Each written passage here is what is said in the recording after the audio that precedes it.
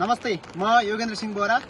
यतिखेर म बागमती प्रदेशको सिन्धुली जिल्लाको सुनकोशी गाउँपालिकाबाट यहाँहरू समक्ष जोडेको छु र दशैंको अघिल्लो रातिदेखि परेको पानी आजसम्म रोकिएको छैन र जल तथा मौसम पूर्वानुमान महाशाखाले जारी गरेको विज्ञप्ति अनुसार विभिन्न प्रदेशका विभिन्न जिल्लाहरूमा ठूलो मात्रामा वर्षा हुने भनेर जारी गरेको छ विज्ञप्ति र त्यही अनुसार विभिन्न प्रदेशका अथवा देशैभरिका आम नागरिकहरूलाई म सामाजिक सञ्जाल मार्फत यति आग्रह गर्न चाहन्छु कि बिना काम बिना चाहिने तपाईहरू बाहिर ननिस्कनुहोस्। यदि यात्रामा निस्किनै परेको खण्डमा आफू सुरक्षित भएर संयमित भएर निस्कनु होला र विभिन्न हामीहरूलाई प्राकृतिक प्रकोपका विभिन्न घटनाहरू ताजै छन्।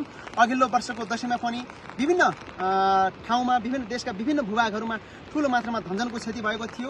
त्यसकारण चाहिने स्वयं आफू सुरक्षित रहनु होला। आफू सुरक्षित भइसके पछाडि आफ्नो परिवारलाई सुरक्षित राख्नु होला र आफ्नो समुदाय आफ्नो टोललाई सुरक्षित राख्ने प्रयास गर्नु होला। यतिखेर दशैं चलिरहेको बेलामा खुसियाली मनाउनु पर्ने बेलामा कता कता विभिन्न यो वर्षाले गर्दाखेरि दुःखद घटनाहरू सुन्न पो आउने हुन् कि भन्ने मनमा एकथरी त्यो पीर यथावत नै छ। त्यही भएर आम नागरिकहरूलाई विशेष गरी जल तथा मौसम पूर्वानुमान शाखाले जारी गरेको विज्ञप्तिमा विभिन्न प्रदेशका विभिन्न जिल्लाहरू बनेको छ। त्यहाँका आम सर्वसाधारण नागरिकहरू विशेष गरी सुरक्षित रहनुहोला। यो दशैंको बेला छ। हिजोदेखि नै हिजो अस्ति लगातार 3-4 दिन भइसक्यो अहिले पनि देशका विभिन्न भूभागहरूमा ठूलो मात्रामा पानी परेको छ। राजमार्गहरू चाहिँ अवरुद्ध भएका छन्।